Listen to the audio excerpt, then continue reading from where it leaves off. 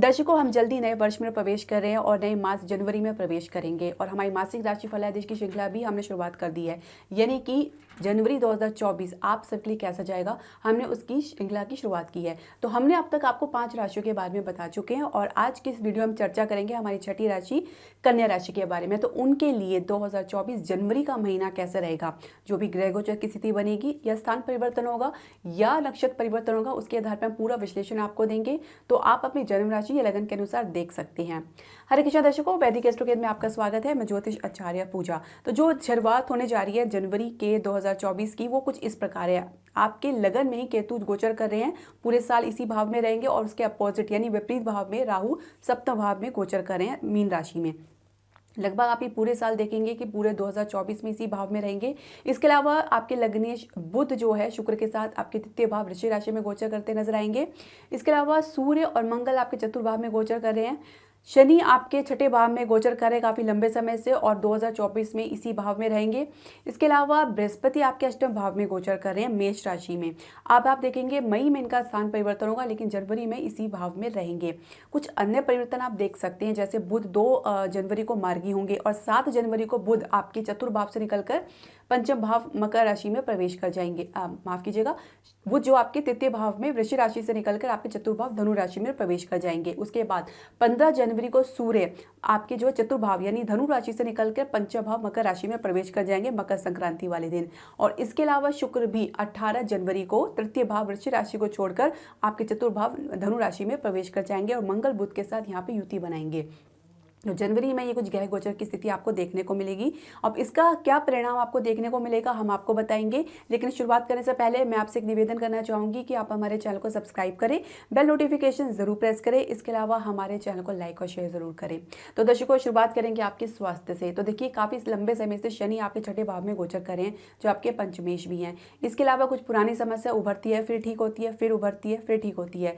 तो ये कुछ पुरानी समस्या आप इस साल भी देख सकते हैं, जनवरी के महीने से भी शुरुआत कर सकते हैं।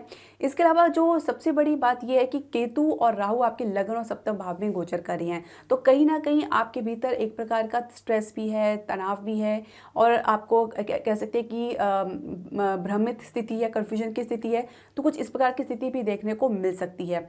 तो यहाँ पे बैठ के केतु और राहु जो है आपके लगन भाव में, यानी कि आप हमारा जो सेंट्रल पॉइंट जिसे कहा जाता है, तो डेफिनेटली उनका कुछ ना कुछ प्रभाव आपको जरूर देखने को मिलेगा। मन हर प्रकार से उच्चाट रहेगा, अपेक्षाएं ज़्यादा भी रह सकती हैं और बिल्कुल ख़त्म भी हो सकती हैं। तो ज़्यादा भावनाओं को उमाड़ दे सकते हैं, उतार चढ़ाव देख सकते हैं और जिसकी वजह से कुछ आप रेस्टलेस महसूस कर सकते हैं। कुछ शोल्डर से कुछ रिलेटेड समस्या, कंधों में कुछ पेन या स्ट्रेसनेस की समस्या देखी जा सकती है। हृदय के मरीज को काफ़ी राहत देखने को मिलेगी, फिर भी आपको लापरवाही तो बिल्कुल नहीं करनी है। तो जनवरी का महीने की बात करें तो आपके स्वास्थ्य की दृष्टि से सामान्य रहने वाला है। यदि पहले से कुछ समस्या बनी हुई है तो अपना विशेष ध्यान रखें, क्योंकि शनि अभी आपके छठे भाव में गोचर करें जो अपनी ही राशि में है। तो इनके जो भी कारक तत्व हैं, जो भी इनके जो छठे भाव के कारक हैं, जैसे रोग रिपुदन, तो डेफिनेटली उसका भी परिणाम आपको देखने को मिलेगा। तो आपको सावधान रहने की आवश्यकता है।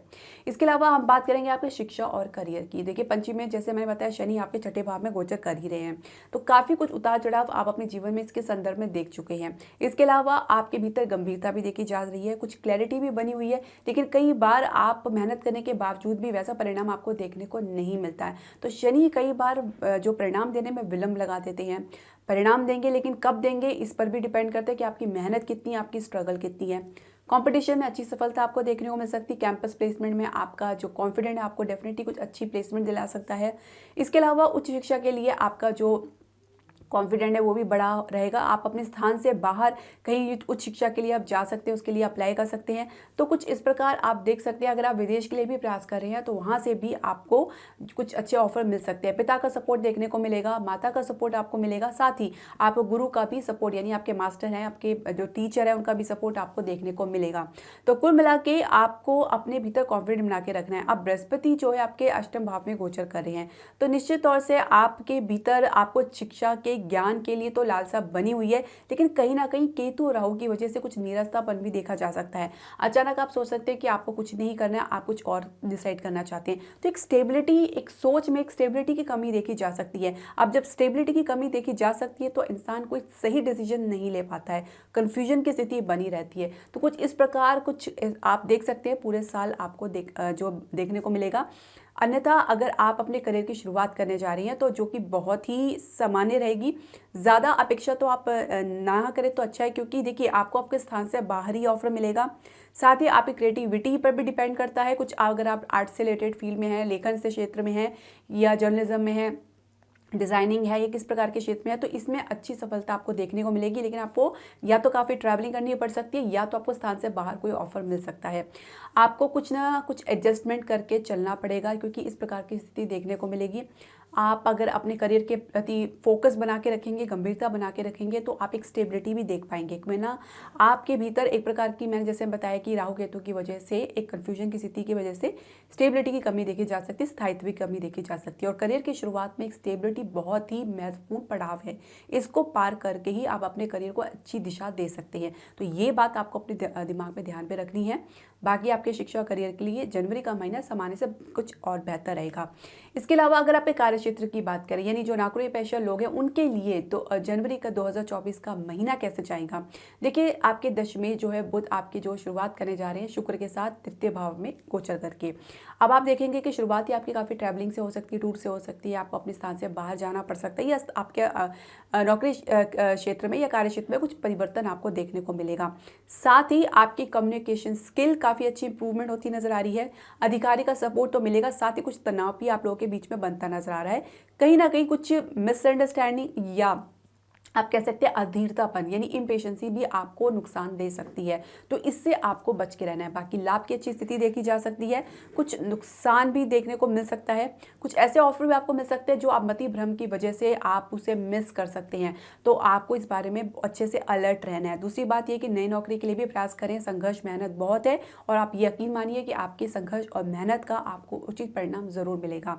सेविंग्स में अच्छी वृद्धि आपको देखने को मिल सकती है। साथ ही प्रमोशन के लिए आप प्रयास कर रहे हैं, या आप अपनी जो हाई पोस्ट के लिए प्रयास करें, तो संघर्ष थोड़ा सा बड़ा है। देखिए आपकी जो शुरुआत तो आपके पक्ष में नहीं रहेगी, लेकिन धीरे धीरे परिस्थिति आपके पक्ष में बनती जरूर जाएगी। इसके अलावा आपको आपके अधिकारी से सपोर्ट आपको निश्चित तौर से मिलेगा, क्योंकि सूर्य मंगल आपके चतुर्भाव में गोचर करते नजर आएंगे शुरुआत में, तो वहां से दृष्टि आपके दशम भाव में पड़ रही है। तो अधिकारी का तो सपोर्ट आपको मिलेगा, लेकिन फिर भी आपको अपने भीतर एक धैर्य लाना है, धीरज लाना है, साथ ही फोकस बना के रखना है, और सबके साथ आपको अच्छे संबंध बनाने हैं। कलीग और सहयोगियों का सहयोग आपको प्राप्त होगा। व्यवसाय की बात करें दर्शकों, तो देखिए राहु आपके जो है सप्तम भाव में गोचर करें, जो कि केतु से दृष्टित है। इसके अलावा आपके सप्तमेश बृहस्पति आपके अष्टम भाव में गोचर कर रहे हैं। परिस्थिति आपके पक्ष में बनती है, फिर हट जाती है, फिर बनती है, फिर बिगड़ जाती है, कुछ इस प्रकार की आप देख सकते हैं। ये मई तक इस प्रकार कुछ आपको देखने को मिलेगा। उसके बाद धीरे धीरे काफ़ी अच्छी इंप्रूवमेंट आपको देखने को मिलेगी। अब राहु यहाँ पे बैठ के डेफिनेटली आप चाहेंगे कि आपका बिजनेस का एक्सपेंड हो, काफ़ी अच्छा बड़ा बिजनेस हो, तो उसके लिए आपको काफ़ी अच्छी प्लानिंग करते हैं, बहुत अच्छे ऑफर मिलते हैं। केतु आपके लगन में बैठने की वजह से आपके भीतर पूरी तरीके से शंका का निर्माण करते हैं, कॉन्फिडेंस में कमी रखते हैं, जिसमें आपको ये प्रयास लगता है कि शायद आप ये गलत सोच रहे हैं या गलत डिसीजन ले सकते हैं। तो ऐसी स्थिति में आपको किसी एक्सपर्ट या समझदार की सलाह लेनी चाहिए। दूसरी बात यह है कि राहु, क्योंकि एक प्रकार से कह सकते हैं छद्म ग्रह है, मास प्लैनेट है, क्योंकि ये परिस्थिति को बहुत ज़रूरत से ज़्यादा बढ़ा चढ़ा के बताते हैं, और यह कुछ इस प्रकार का हवा महल बना देते हैं, जिसकी वजह से वास्तविक स्थिति या ग्राउंड रियलिटी पता नहीं लग पाती है। तो कोई भी निर्णय अगर अपने को व्यवसाय के संबंधित लेना है, क्योंकि राहु के तो लंबे समय तक यहाँ रहेंगे, तो आपको सोच समझ के लेना है। और अगर कुछ बड़ा रिस्क लेने जा रहे हैं तो आप बहुत ही ध्यान से लें, अच्छे से सोच समझ के लें, और दूसरी बात किसी एक्सपर्ट की सलाह लें। और तीसरी बात यह है कि आप ग्राउंड रियलिटी को अच्छे से जान कर लें, क्योंकि हो सकता है कि जो स्थिति आपके सामने प्रस्तुत की जा रही है या की जा सकती है वैसी ना हो वास्तविक में। तो वास्तविकता और जो आपके सामने है उसमें बहुत ही फर्क देखने को मिल सकता है। कुछ इस प्रकार की स्थिति देखने को मिल सकती है। विदेश से लाभ प्राप्त होगा निश्चित तौर से। फाइनेंशियल स्टेबिलिटी आप देख सकते हैं। कुछ शुरुआत तो नहीं मैं कह सकती, शुरुआत थोड़ा ढीली रह सकती है, लेकिन धीरे धीरे आपको इसमें मजबूती देखने को मिलेगी। इसके अलावा आपको शेयर मार्केट में अच्छा उछाल देखने को मिल सकता है। प्रॉपर्टी से एक अच्छा खासा लाभ मिलता नजर आ रहा है, लेकिन अचानक इसमें कुछ गिरावट भी देखने को मिलेगी। देखिए उतार चढ़ाव बना रहेगा। चतुर्थ भाव के स्वामी बृहस्पति अष्टम भाव में बने हुए हैं, तो अचानक आपको कुछ अच्छा उछाल देखने को मिल सकता है और कुछ गिरावट देखने को मिल सकती है। ये जो स्थिति है वो स्टेबिलिटी की तरफ जब बढ़ेगी, जब बृहस्पति आपके अष्टम भाव को छोड़ के नवम भाव भाग्य स्थान में प्रवेश करेंगे, तो तब तक इस प्रकार कुछ उतार चढ़ाव दे सकते हैं। लेकिन फिर भी सूर्य मंगल बैठ के आपको अच्छा खासा सपोर्ट कर रहे हैं। भूमि वाहन और इससे आपको लाभ प्राप्त कराएंगे। इसके अलावा आपको अगर कुछ इसके संदर्भ में कुछ दिक्कतें भी आ रही हैं, कुछ कानूनी अड़चन आ रही है, तो उससे भी आप धीरे धीरे पार होते जाएंगे। शनि इस प्रकार की आपको जो है एक प्रकार से श्योरिटी देता है, आपको विजय दिलाता है, लेकिन आपको अपने काम में, अपने आचरण में गंभीरता और ईमानदारी लेकर आएंगे तो आपको कोई भी बड़ी समस्या का सामना करना नहीं पड़ेगा। कुल मिला के आपके लिए काफ़ी बेहतर रहेगा जनवरी 2024 का महीना व्यवसाय के लिए। अब बात करेंगे आपके प्रेम संबंध की। देखिए प्रेम संबंध की बात करें तो आपके पंचमी में काफ़ी समय से शनि आपके छठे भाव में गोचर कर रहे हैं। कई बार आपको अपने जो है रिलेशनशिप में कुछ ऐसे सीखने को मिलता है, कुछ ऐसे सबक सीखने को मिलते हैं जिसकी वजह से आपके भीतर गंभीरता, मैच्योरिटी देखी जा सकती है, और यही एक आधार बनता है जब आप दूसरे रिलेशनशिप के बारे में सोचते हैं। तब आपको पता लगता है कि आपको किस तरफ जाना है या किस तरफ नहीं जाना है।